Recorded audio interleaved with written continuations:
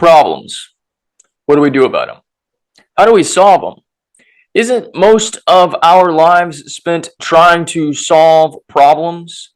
We try to figure out how to get everything done, or the stuff that just doesn't seem to go away, that continues to be pervasive, no matter how many courses we take, or books we read, or conversations we have, the same problems just keep showing up over and over again. And maybe we make a little bit of traction, but then eventually we end up facing the same stuff all over again. Is there an actual way out? Well, I'm glad you asked that question, because that's a question I've been asking a lot for the past several years. And I'm not going to promise you that I have all the answers, because the human part of me doesn't. But there are things that the spirit part of me is leading me into and keeps showing me over and over and over again that I'm going to say is a syncopation that might be something that you are in line with as well. So if you're curious about what it is that I'm discovering and ways that I am moving past problems and into a more paradise-related promised land, then come on with me, my friend, and let's dig into the soil of this together. Hey, my name is D. Grant Smith, in case you don't know me. I am the Growth Farmer, helping you live your best life and become the best version of you by digging into the soil of spirituality and storytelling. Now, I've got something very special that I'm bringing with me into this video. This is my special cup of Koji. Oh my God, that tastes amazing. Now, you might be wondering, what is Koji? That looks like lemonade, dude. Promise you, it's not just lemonade. Koji is a special drink found in the story, the Saturn of Utopia. And in this drink, when you do take it in, it equalizes your nervous system.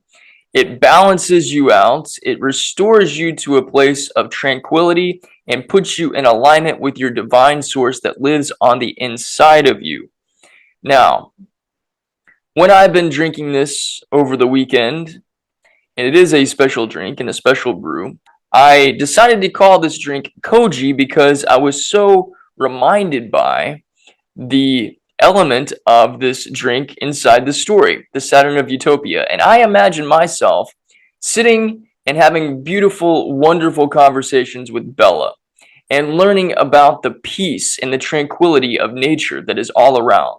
And then I imagine myself having long conversations with Trevor and learning about God from a completely different, non-religious perspective. And it was enlightening and inspiring. And it made me feel more peaceful. It made me feel more at ease with myself. And I got out of thinking about problems. And I wonder if maybe that is something that all of us can practice. Not just in drinking some special drink that we make up on our own, but enjoying nature, getting outside and getting away from our computer screens, our cell phones, our digitization of everything, and getting into the wonders and the natural life and the natural abundance of nature. And I also wonder if maybe Neville Goddard and maybe Ernest Holmes, and maybe Wayne Dyer, and maybe Eckhart Tolle, and maybe Dr. Joe Dispenza, and maybe Louise Hay, and maybe I could go on and on and on here, guys.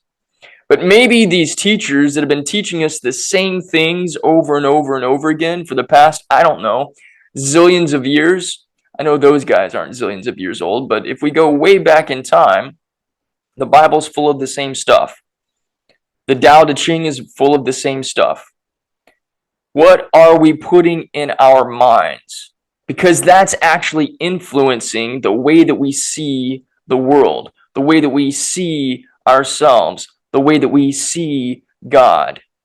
And whatever it is that we're entertaining with our minds, that is what is being reflected back to us in our experience, aka what it is that we're attracting into our experience.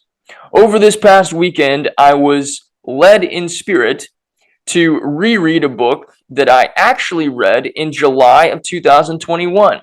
And it was interesting because as I'm rereading this book now, 2 years later, almost to the day, I'm thinking of some of the same things. And then I look in the margin and oh my God, it says exactly what I'm thinking. This is exactly what I need to be hearing right now, July 2021. Well, I have to take accountability for the fact that I have a tendency, maybe you can relate to this as well.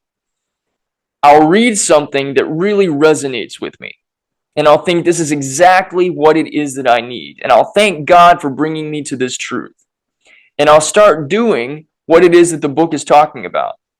But give me about 5, 6, 7 days, and if I don't stay consistent with that practice and doing it not just once a day, but multiple times a day, I'll go back into my old patterns of trying to figure it out. And also entertaining more thoughts and focus on the problems. Where focus goes, energy flows. If I focus on problems, that's what I'm going to experience. So guess what, my friend? If you have problems that you can't escape from, take your mind off the freaking problems. I'm yelling at me, not at you. Because these are things that I have written in my books and in my journals in gigantic letters for me to get through to myself. If I don't want problems, stop looking at problems. Now, I mentioned Koji in the story The Saturn of Utopia. A scientist goes to this distant planet and discovers this beautiful world that has no problems. Oh, this sounds like fiction, dude. Well, who says it has to be? Didn't paradise exist on Earth at one point? And wasn't the Garden of Eden perfect until there was the concept of good and evil or the possibility of problems?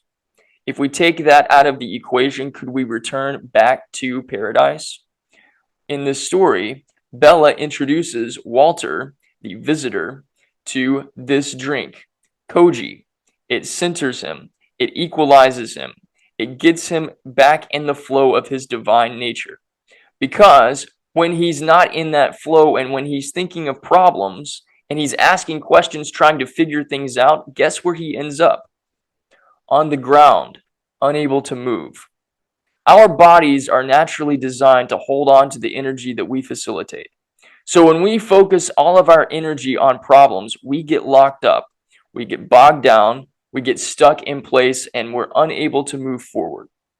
What Neville Goddard and Wayne Dyer and countless other spiritual teachers teach is a different way of looking at renunciation, different way of looking at moving forward. Neville says to renounce what it is that you don't want instead of resisting it. Renouncing is taking your focus away from it, removing it from your periphery, removing it from your sight, and looking at what it is that you want, what it is that you want to create, and get into the feeling in your body of that already being the case. Now, if we think about this in terms of money or success, what does it feel like to be successful?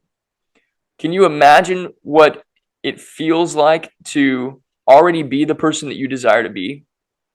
Maybe you want to be a successful business person. If you can imagine what it looks like in the future, imagine people heralding you for your awesomeness. How does that feel on the inside of you? Imagine winning a big award and being acclaimed by gigantic celebrities. What does it feel like to be acclaimed by people that you greatly admire? Sit in that feeling. Because as you sit in that feeling, you are taking your focus and your attention off of the seeming problems of not having any recognition, not being able to move forward, people not knowing who you are. Get into the imaginal state where you're not just seeing it, but you're feeling it. This is what I am practicing. And this is a way to plant love in your inner garden, because you're not just doing it with your thoughts, you're doing it with your feelings. You're feeling it into your body.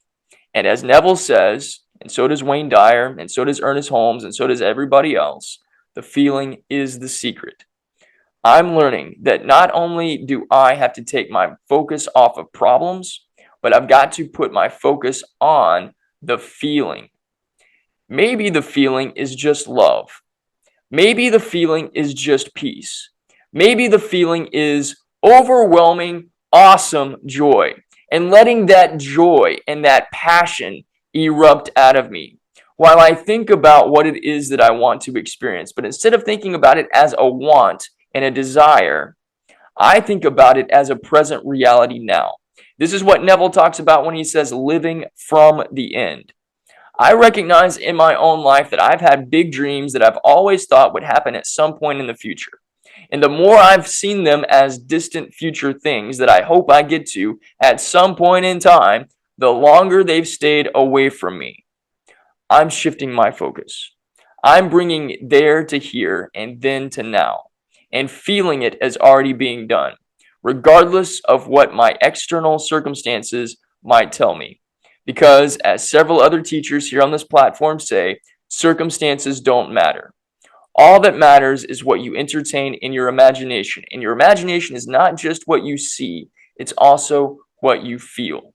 So, I encourage you, my friend, to enjoy your own dose of vitamin D grant, which you're getting right now, but also your own little cup of Koji to equalize your nervous system, balance yourself out, and also put you back in alignment with your divine self, which, by the way, already lives inside of you. God isn't out there somewhere waiting for you to show up some special place to make magic happen. God is inside of you. Go within your heart. Feel into your heart space the love, the abundance, the joy, the gratitude that is yours now that your wishes are fulfilled and all of your problems have been solved. I've got just the ticket for you. I invite you to check out the Saturn of Utopia. It's a story that will literally change your life. Go get it right now at growthfarming.com. Click on the stories tab and you'll find it, along with a bunch of awesome other stories that will also revolutionize and bless your life. And I also encourage you to join me in this growth farming adventure and journey by becoming a member. All of those options are once again available at growthfarming.com. Drop down in the comments below. Let me know that you are on board with this. If you haven't done so already, hit subscribe, give this video a thumbs up, and share it with somebody to bless their lives. I appreciate you. I love you. I believe in you. And I'll see you again soon.